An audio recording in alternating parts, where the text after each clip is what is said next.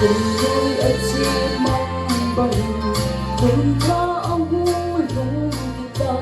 tình không người chân xấu xí phải hào cùng tình cô ta mong ngủ đêm đồng kia thọ tiên phù mi đã có tuôn hôn của mình cùng thọ nên chỉ ôi kia hôn mình ông không đi kia sống xì hôn mình sống đi kia sống xì hôn thọ xin lâu em sẽ lưu sôi không có tôi thôn kiếp lại em chỉ ôi kia hôn thọ tôi rồi đi qua lên thơ nôm tay kể hoa lê tay suy đèn sông trường bất thiên thăng vai vòng vô nó buông thải mắt tiên trong kiếp nó thì kiếp ơn cứ hiến ly một phiền vô tình hầu không đi tê sâu xì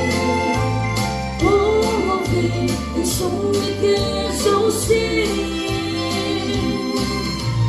hôm ta xin nhau em sẽ lưu rồi thảm vỡ từ thôn kiếp lại đêm chỉ ôi kia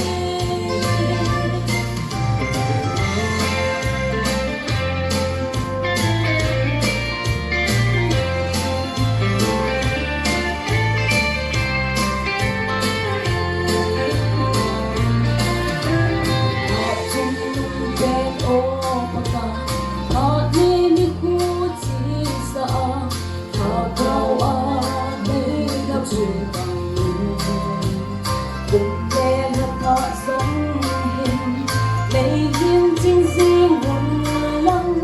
cũng lăng là lúc ghi duyên bao nhân này chân suy vô phiền hồ buông đi kia dấu xì hồ phiền cuộc sống như kia dấu xì em sẽ hôn rồi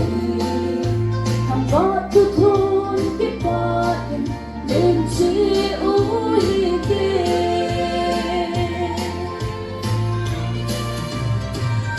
đầu tiên là phần hình dần dần những cái em